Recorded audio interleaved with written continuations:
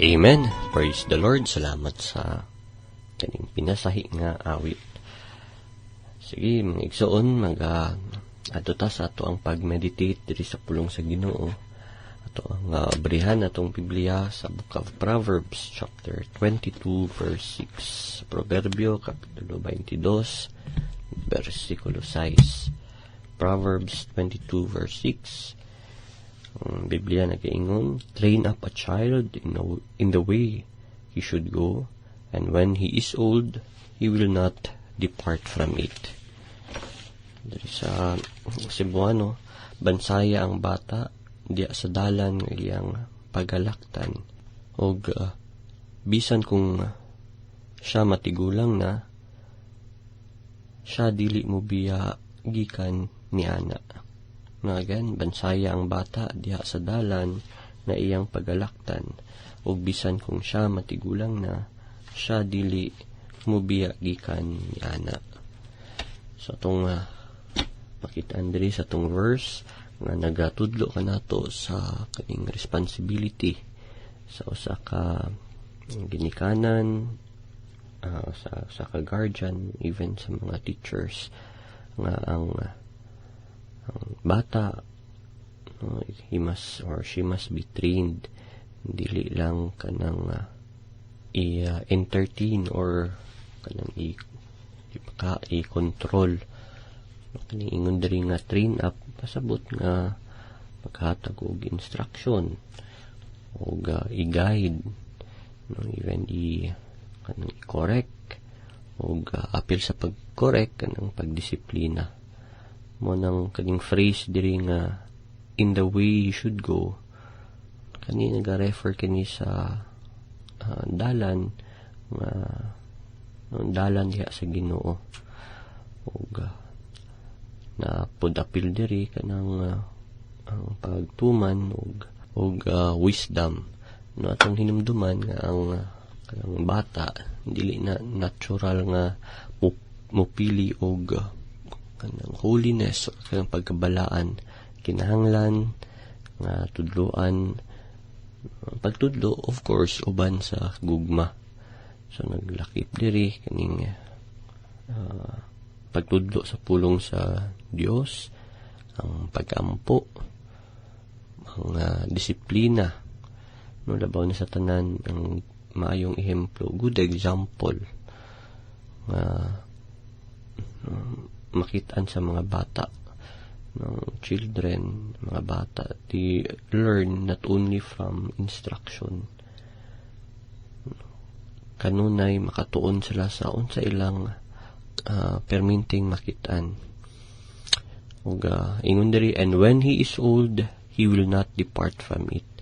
So ang idea diri is that ang maayong pagtudlo adunay kanang lalom nga epekto niini sa bata. Maunang kung sa bata pa gitudloan na kini og tama nga matuoran, magpabilin kini hangtod sa iyang pagkatigulang. So ang biblical instruction mong ga-shape, hulma sa kasing-kasing o given sa kanang conscience sa bata.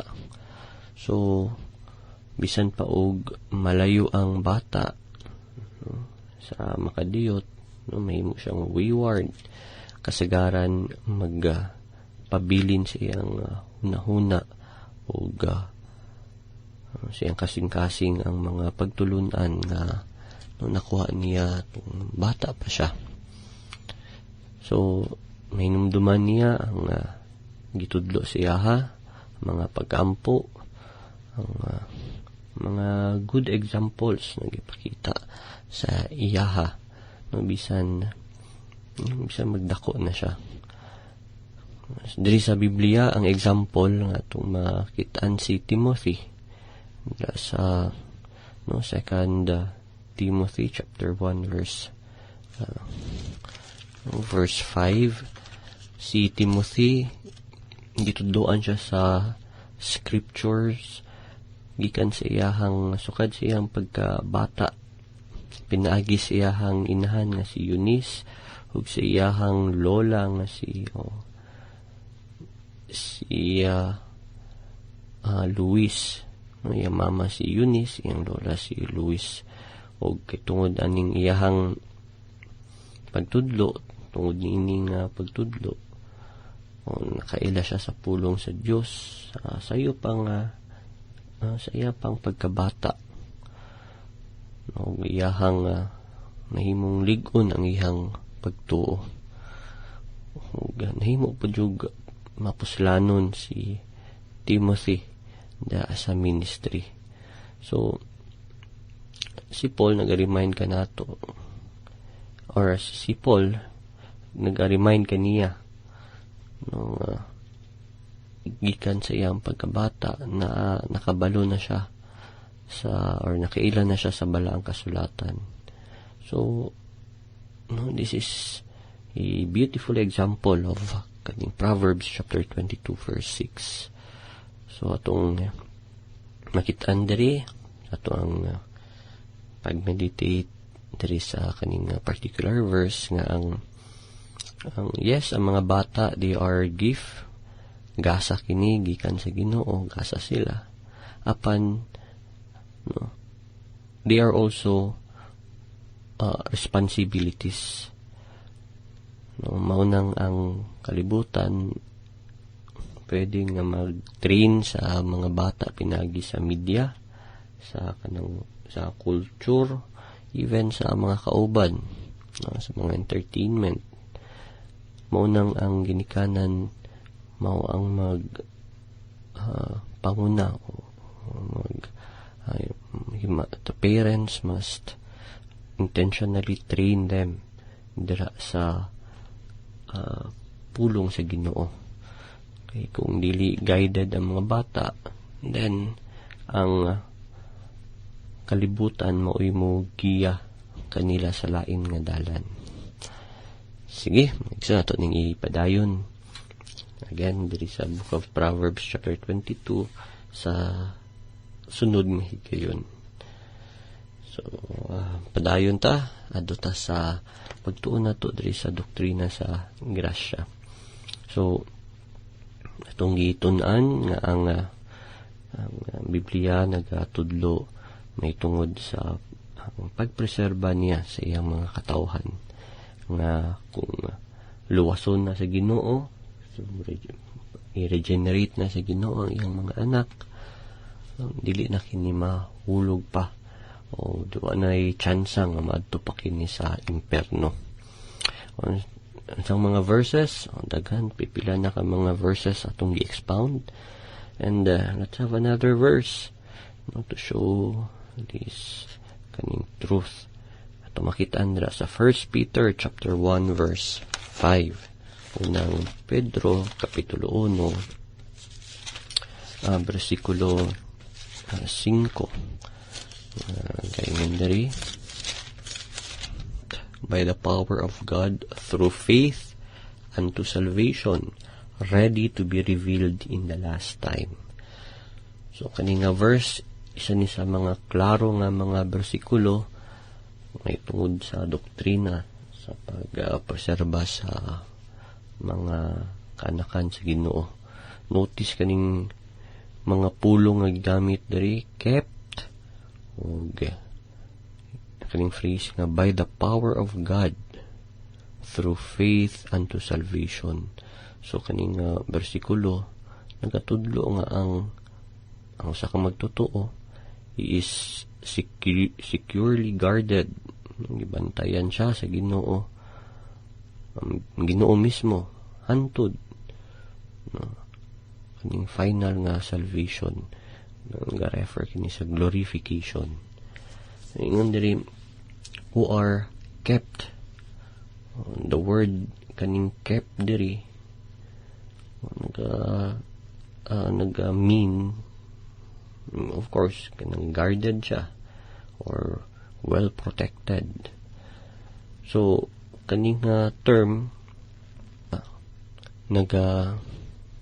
imply kini na ang protection sa usa ka magbalantay, strong guard No, ang Ginoo mismo mao ang maggwardya sa iyang kalag. No, kept by the power of God. No, so this is the foundation of kaning preservation. Dili pinaagi sa atong kusog ang atong pagpadayon.